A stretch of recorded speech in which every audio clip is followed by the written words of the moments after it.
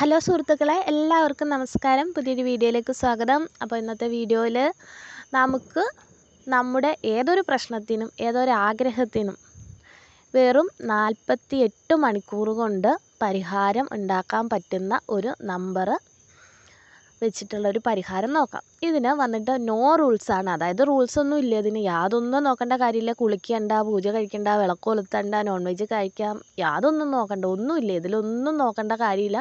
നമ്മുടെ മനസ്സ് മാത്രം ഒരു 10 മിനിറ്റ് നമ്മൾ എഴുതുന്ന കാര്യത്തിൽ കോൺസെൻട്രേറ്റ് ചെയ്യുക, പ്രാർത്ഥിക്കുക എന്നുള്ളത് മാത്രമേ ഉള്ളൂ.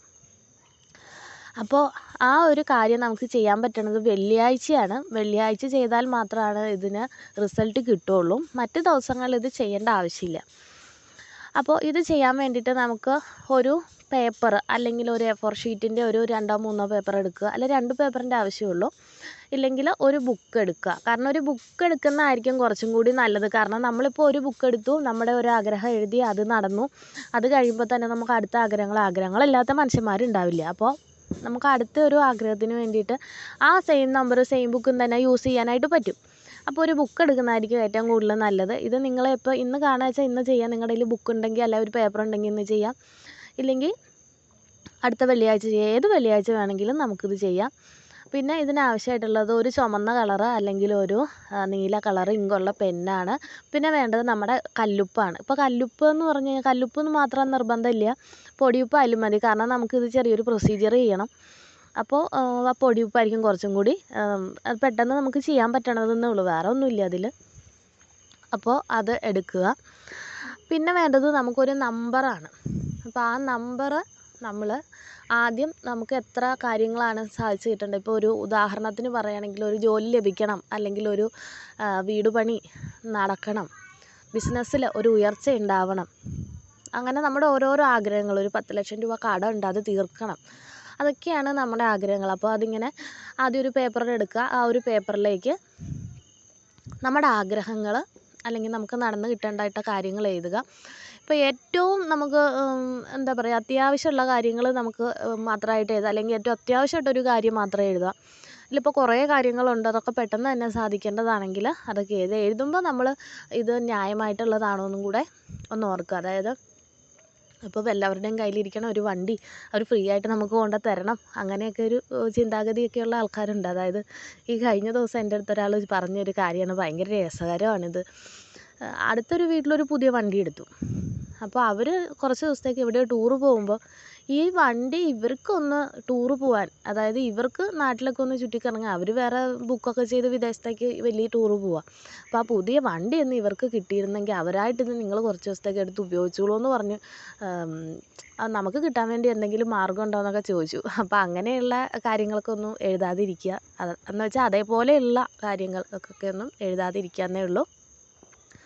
ശേഷം ഇങ്ങനെ എഴുതിയതിന് ശേഷം ഒരു പ്രത്യേക നമ്പറുണ്ട്. അപ്പോൾ നമ്പർ എങ്ങനെയാണ് എഴുതേണ്ടത് ചെയ്യുന്നുണ്ടെന്ന് ഞാനതിപ്പോൾ കാണിക്കുന്നുണ്ട്, ഇതിൻ്റെ ലാസ്റ്റിൽ കാണിക്കുന്നുണ്ട്.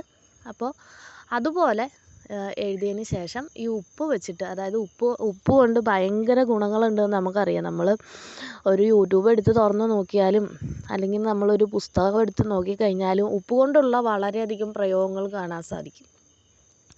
ഉപ്പിനെന്ന് പറയുന്നത് നമ്മുടെ പ്രശ്നങ്ങളെ ഇല്ലായ്മ ചെയ്യാനും ധനത്തിന് ഐശ്വര്യത്തിനെയൊക്കെ നമ്മുടെ അടുത്തേക്ക് ആവാഹിച്ച് കൊണ്ടുവരാനുള്ളൊരു പ്രത്യേക ശേഷിയുണ്ട്.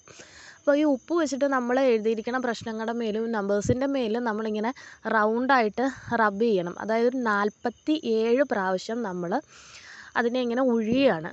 പ്രശ്നങ്ങളെ ആവാഹിച്ച് ഇല്ലാണ്ടാക്കുക എന്നുള്ള സങ്കല്പത്തിലാണിത് ചെയ്യുന്നത്. ശേഷം ഈ ഉപ്പ് പേപ്പറിലാണെങ്കിൽ അതേപോലെ തന്നെ പേപ്പറിലേക്ക് വെച്ചിട്ട് 4ആയിട്ട് മടക്കി വെക്കുക. അല്ല ഇനി ബുക്കിലാണെന്നുണ്ടെങ്കിൽ ആ ബുക്ക് നമ്മൾ നോർമലി മടക്കി വെക്കുക. മടക്കി വെച്ചിട്ട് പിറ്റേ ദിവസം രാവിലെ, ഇപ്പോൾ നമ്മൾ വെള്ളിയാഴ്ച രാത്രി ഉറങ്ങുന്നതിന് മുമ്പാണ് ഇത് എഴുതുന്നത്. അതായത് നമ്മളിപ്പോൾ ഒരു 7 മണിക്ക് എഴുതിയിട്ടുണ്ടെങ്കിൽ പിന്നെ നമ്മൾ ഫുഡ് കഴിച്ചു, ബാക്കി കാര്യങ്ങൾ ചെയ്തു, സിനിമയൊക്കെ കണ്ടു, രാത്രിയാണ് കിടന്നുറങ്ങുന്നുണ്ടെങ്കിൽ നിങ്ങൾ വിളക്ക് കത്തിയിലൊക്കെ കഴിയുന്ന സമയത്ത് തന്നെ ഇത് എഴുതി വെച്ചിട്ട് മറ്റുള്ള ജോലിക്ക് പോവാതെ നമ്മൾ ഉറങ്ങുന്നതിന് തൊട്ട് മുമ്പായിട്ട് ഇത് എഴുതി ഉപ്പിൻ്റെ കാര്യങ്ങളൊക്കെ ചെയ്ത് വെച്ചിട്ട് വേണം ഉറങ്ങാൻ പോകാനായിട്ടുള്ളത്. അപ്പോൾ അതൊന്ന് മാത്രം ഈ കാര്യത്തിൽ ഒന്ന് ശ്രദ്ധിച്ചാൽ മതി.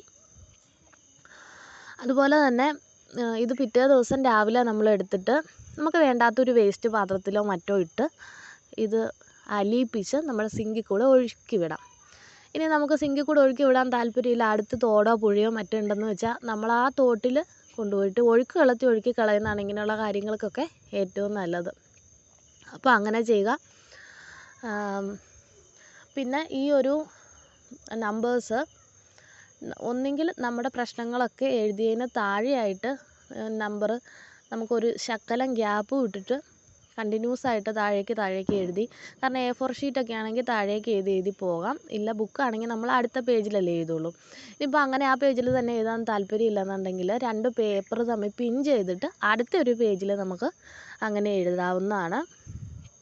അതിന് ശേഷം ഈ പേപ്പർ നമ്മൾ എവിടെയെങ്കിലും മറ്റ് ആൾക്കാരൊന്നും എടുത്ത് കളയാത്ത ഒരു സ്ഥലത്ത് ഈ പേപ്പർ സൂക്ഷിച്ച് വെച്ചേക്കുക. പിന്നെ അടുത്ത പ്രാവശ്യം എഴുതുമ്പോൾ അതേപോലെ തന്നെ ആ എഴുതുന്ന പേപ്പർ സൂക്ഷിച്ച് വെച്ചേക്കുക. പിന്നെ അതിൽ നമ്മുടെ ഓരോ ആഗ്രഹങ്ങളായിട്ട് സാധിക്കുമല്ലോ, സാധിച്ചു കഴിയുമ്പോൾ മാത്രം ഈ പേപ്പർ നശിപ്പിച്ച് കളഞ്ഞാൽ മതി. അതുവരെ ആ പേപ്പർ അവിടെ ഇരുന്നോട്ടെ.